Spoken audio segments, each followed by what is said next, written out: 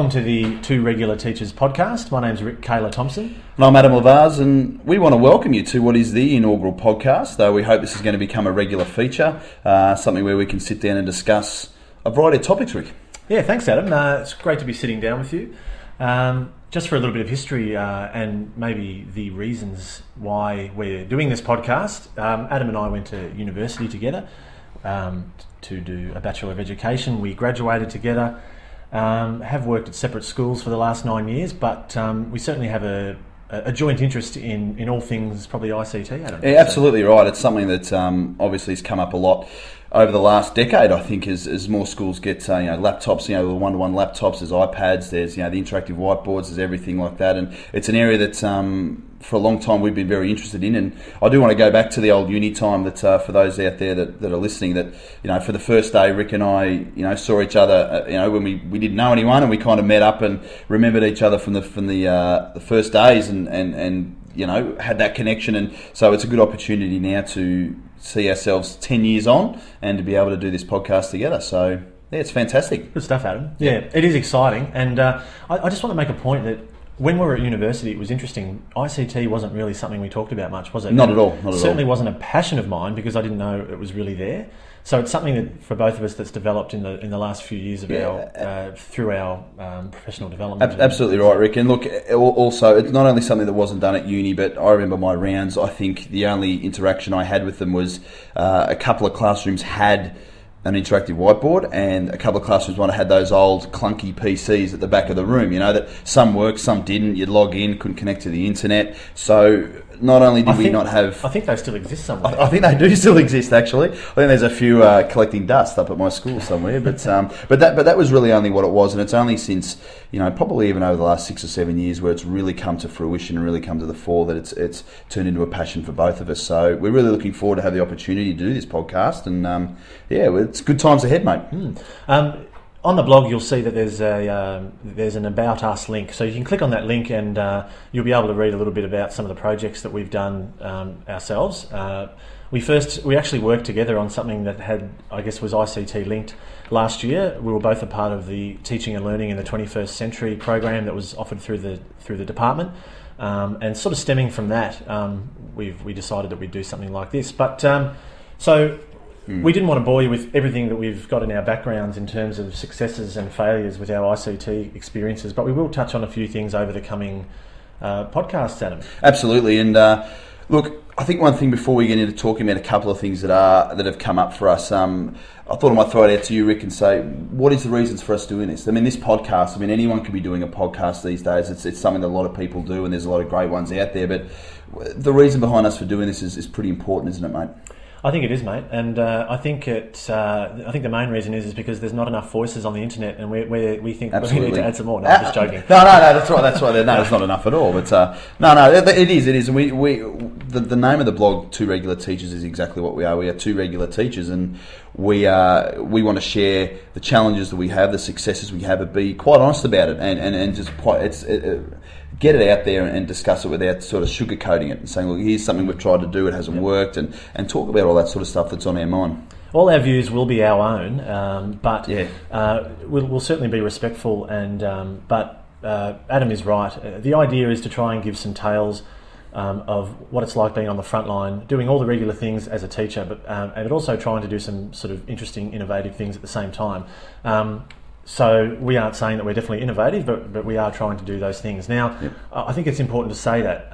Yes. And we haven't been able to find anything out there, maybe there is, that sort of targets this type of area where it's just two regular teachers who've got to do it all, getting online and talking about it. And do it all is exactly what it is. Anyone listening out there right at this point in time, reports are right at the fore at the moment. Where everyone's doing reports, we've got so much other stuff going on. That's what we are. We are just like you. We are just two regular teachers that want to share what we know and share where we want to go next, and be quite honest about it as well. So that's good stuff. All right. So welcome. So, Rick, one thing I did want to bring up yesterday, obviously, as a coach this year of the Teaching and Learning in the 21st Century, there was a wonderful keynote speech by Will Richardson, and I had the opportunity yesterday to keep a close eye on my Twitter feed, and there were a lot of wonderful quotes of things that he said, and one thing that really stood out to me was the quote of, if you want to learn something, just learn it and stop waiting for the workshop. And I think that really jumped out to me, because it is human nature to hope these things will come along, or that someone else will teach it to us, or that we really wait for that workshop and go, I want to know about that, but I need to wait for someone else to tell me how to do it. And that is a part of human nature, but it stood out to me to say that there is nothing stopping teachers today. There is nothing stopping anyone today, not just teachers, but anyone from learning more about ICT and learning more about the profession and doing those things. And I just wanted to, get your feedback and understanding about more about what Will was talking about. Well, I think just to touch on that last thing you said, there's more access now. Teachers have more access to other teachers, not just in their school, yes, to help absolutely. them. And I think that's the key. But just to give a little bit more context, what we mentioned in the first segment, the teaching and learning in the 21st century PD, it's restarted yesterday with the 2014 program, and I guess I'm lucky enough to be in a coaching role this year. And Will Richardson was the keynote yesterday, and I have seen Will speak before. I guess for anyone who is going down the digital learning or the digital technology in the classroom road for the first time, Will's stuff is brilliant and well worth looking up. We might chuck a couple of his links into the post today after this podcast. But yeah, I think what he was trying to say was that, and he wasn't sort of having a go at teachers, but more like saying there is no need these days to wait for that professional development session. Like you were saying, starting small, like maybe just jumping on Twitter and sending out a few tweets and following a few teachers is the ideal start. And I know, Rick, that a lot of today is that ICT can be daunting. So saying, getting on Twitter and that sort of stuff, or I don't want to get on there, I don't know how to post, I don't know what to do, but there is so much out there these days. YouTube, you go on YouTube and there are videos that will talk you through how to get on Twitter and what all the lingo is and how to do it. And I think that's such an important part of teaching today. I mean, when we want to learn something as a teacher that we want to teach to our students, we go out and find it. We don't sit back and wait for someone else to come in and tell us, or we wait for that workshop in 3 months. We just go out there and do it.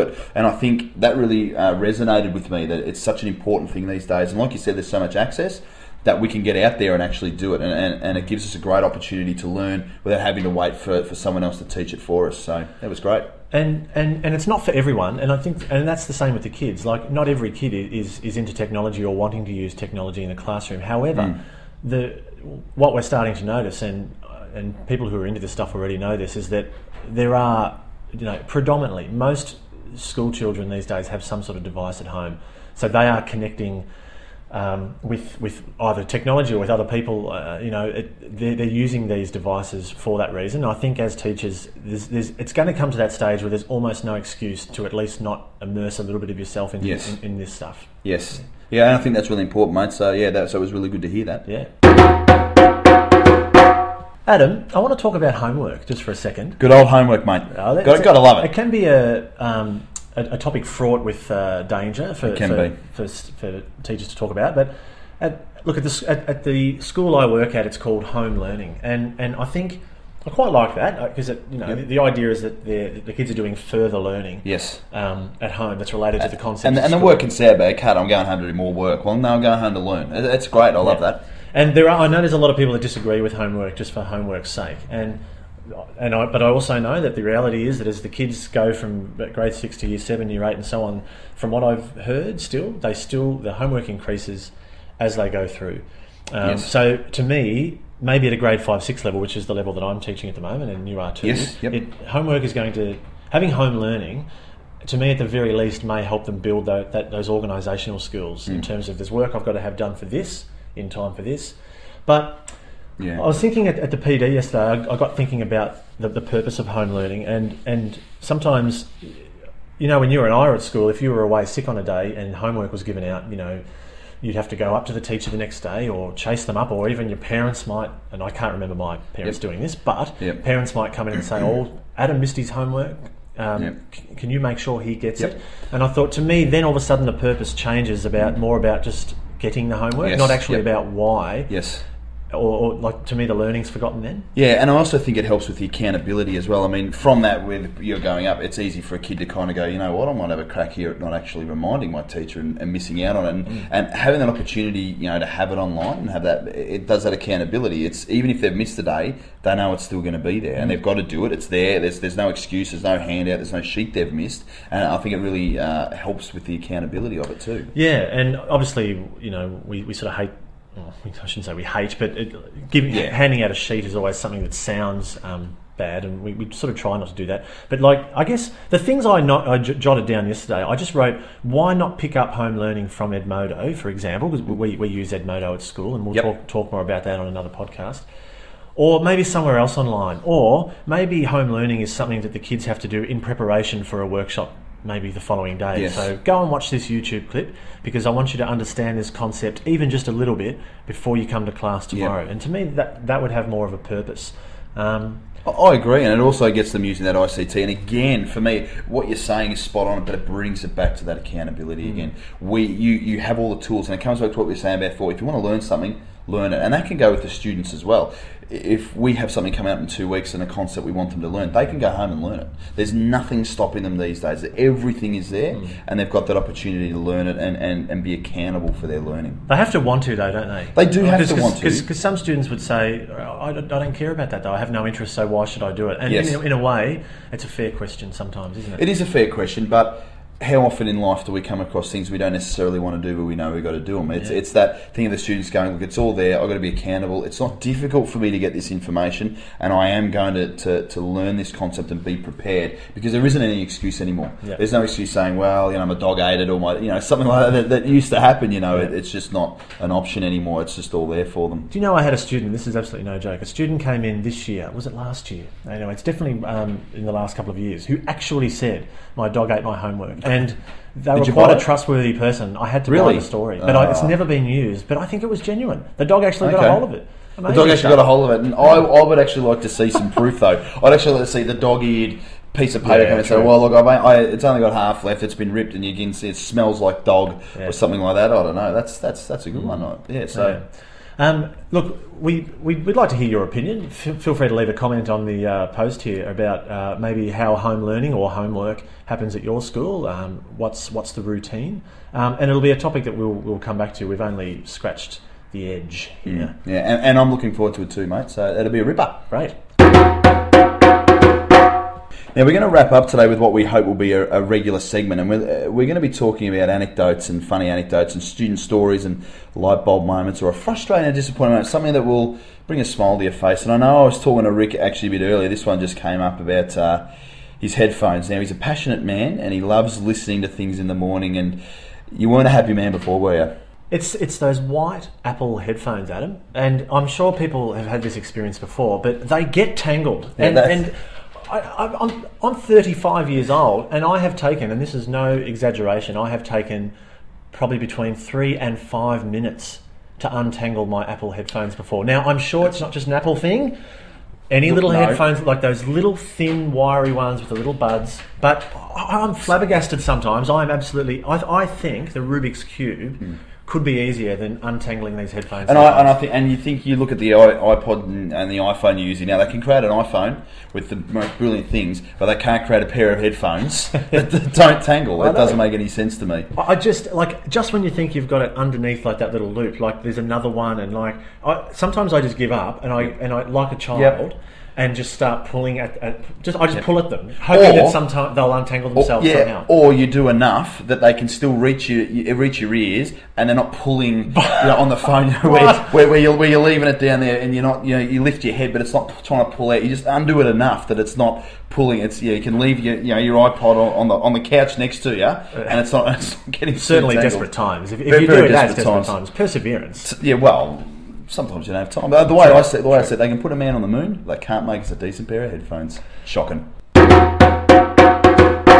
So, we want to say thank you for listening to our inaugural podcast and clicking on it and taking the time to listen. And we want to encourage you again, if you want to leave a comment about anything we've discussed today, we'd love to hear from you, because we can then discuss that further in other podcasts. So, from me, Adam Lavaz.